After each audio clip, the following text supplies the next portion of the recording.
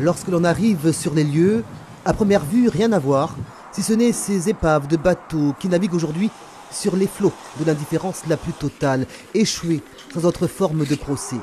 Mais c'était sans compter avec l'esprit de résistance artistique qui plane sur les lieux. L'idée, c'est de transformer un quasi-dépotoir en musée et d'avoir que les graffeurs de Guadeloupe, graffeurs et artistes en termes plus larges. On a invité du monde sur ce qu'on appelle une graffiti jam. Lui, c'est Nuxuno Xan, un street artiste pas comme les autres. Et si aujourd'hui il voit la vie en bleu, c'est parce que son requin bateau a l'œil écolo. On parle de développement durable, tout ça, mais il y a des déchets qui, voilà, là c'est plus un déchet, c'est trop volumineux pour être considéré comme, tu vois, une simple bouteille en plastique. Donc.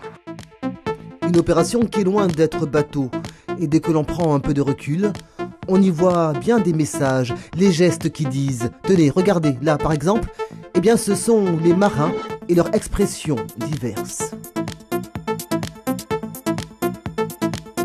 Du vécu, les émotions, autant la dureté que la détermination du marin à arriver au bout de sa course.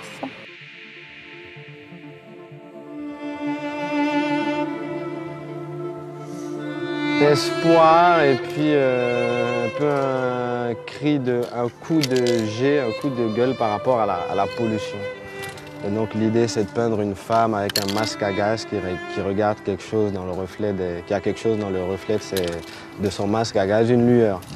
Voilà, et pour moi la route du Rhum c'est aussi ça parce qu'il traverse en fait tout l'océan Atlantique et il voit des choses. Je pense que c'est des bons messagers pour sensibiliser en fait autour de la pollution.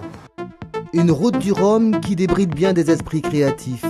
Une union des artistes de la Caraïbe qui hissent les voiles tout en couleur.